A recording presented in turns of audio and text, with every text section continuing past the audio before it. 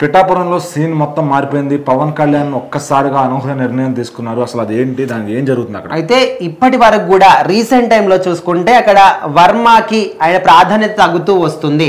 చాలా మంది కూడా ఇంకా ఆయనకి అక్కడ రాజకీయ జీవితం ఉండదని అనుకుంటూ ఉన్నారు. అయితే రీసెంట్ గా అక్కడ పిఠాపురంలో జరిగిన సభలో నాగబాబు మాట్లాడిన మాటలకు గాను, అదే విధంగా కొన్ని పార్టీకి సంబంధించిన మీటింగ్లు జరిగినప్పుడు అక్కడికి వర్మని పిలవకపోవడం కానీ, సో దాని పరంగా టీడీపీ వాళ్ళందరూ కూడా నినాదాలు చేయడం, ఇదంతా కూడా చూసాం.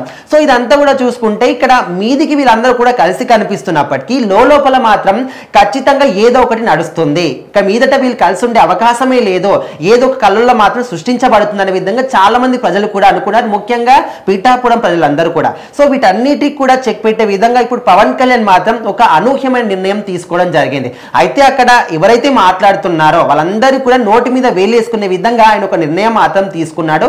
అయితే పిఠాపురం నియోజకవర్గంలో ఎక్కడైతే అన్యాయాలు కానీ, అక్రమాలు కానీ, ఇంకా కొన్ని కేసులు కానీ ఇవన్నీ కూడా జరుగుతున్నప్పటికీ ఇక్కడ పోలీస్ యంత్రాంగం మాత్రం ఖచ్చితంగా పట్టించుకోవట్లేదు. అంటే ఇది మాత్రం వాస్తవం. అయితే ప్రజలందరూ కూడా దీని గురించి మాట్లాడడం, ఇది ఆ నోట ఈ నోట పవన్ కళ్యాణ్ వరకు కూడా చేరింది. సో ఆయన మాత్రం అక్కడ ఇంటెలిజెంట్ ఫోర్స్ వాళ్ళకు కూడా ఇక్కడ ఏవైతే 4 పోలీస్ స్టేషన్లు ఉన్నాయో వాటి మీద ఒక నివేదిక కూడా తయారు చేసి ఎందుకు ఈ విధంగా చేస్తున్నారో, ఎందుకు ప్రజల్ని పట్టించుకోవట్లేదు అంతా కూడా నాకు ఒక నివేదిక సమర్పించండి అనే విధంగా వాళ్ళకు కూడా ఆయన ఒక హెచ్చరిక జారీ చేశారు. ఆ తర్వాత చూసుకుంటే ముఖ్యంగా ఎవరెవరైతే పనులు చేయకుండా తప్పించుకుంటున్నారో, ఇప్పటి వరకు మీరందరూ కూడా పనులు చేశారా చేయలేదా ఇదంతా కూడా పక్కన పెడితే ఇప్పటి నుంచి మాత్రం ఖచ్చితంగా ప్రజల కోసం మనం పని చేయాలి.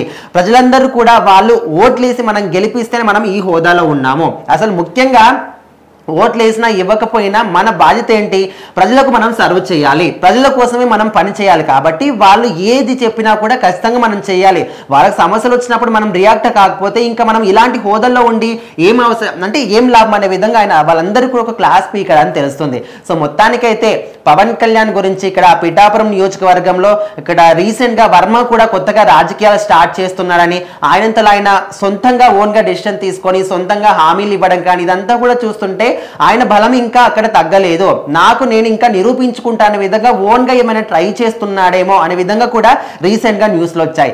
ఏదేమైనప్పటికీ ఎంతమంది ఏమనుకున్నా కూడా ఎప్పుడు కూడా వాళ్ళు కలిసే ఉంటారు. ఇప్పుడైతే పవన్ కళ్యాణ్ ఒక మాట చెప్పాడు, ఒక 15 సంవత్సరాలు మాత్రం ఖచ్చితంగా చంద్రబాబు నాయుడు సీఎం, మేమందరం కూడా కలిసే ఉంటామని చెప్పాడు.